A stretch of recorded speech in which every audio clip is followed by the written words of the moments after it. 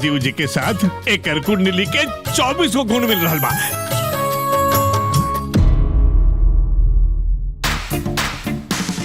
London एक ऐसा शहर जहां पर आज भी बहुत सारे हिंदुस्तानी बसे हैं और लंदन में रहने के बावजूद इनके दिलों में भारत बसा है।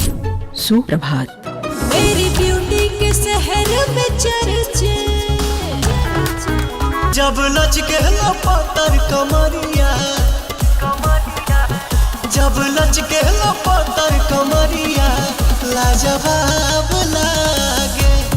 Hi mom. तोरा के 1000 बार समझेले बानी कि मंगलवार के लाल कपड़ा पहनल करा। दीवाना तू बना दिहलू, हो गई नी मस्त मलंगा हो, नजर में तू ही लौके लो, करी जा 24 घंटा हो। आज से राउर बेटी हमार बेटी।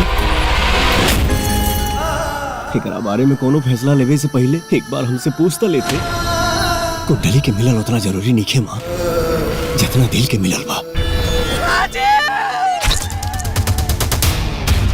शादीशुदा मर्द आसमान में उड़त पतंग जैसन होला।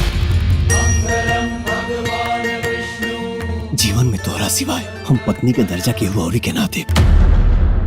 दिलवा के दरिया में सुनाए सावरिया, मन के लहरिया तू बहा। खुले जे पलकवा ता नजरी के सोझा रह। पति पत्नी के बीच में जब कोनो दोसर औरत आ जाला तो सुख और शांति छिन जाला। तो हर गोदी आज ले सुन काहे बा। कुंडली में तो साफ साफ एगो संतान के योग बा।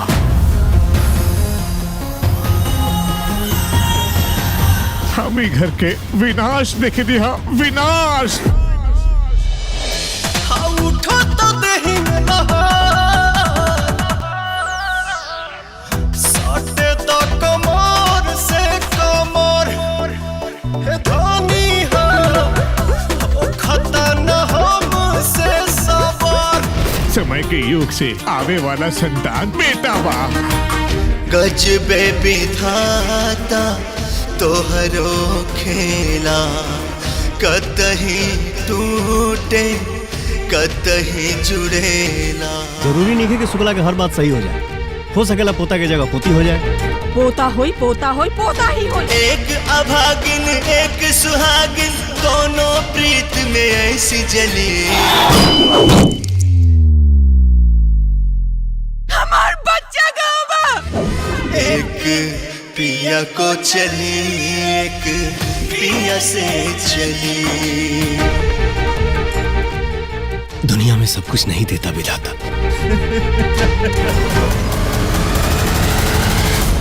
किसी का काश और किसी का अगर रह जाता है।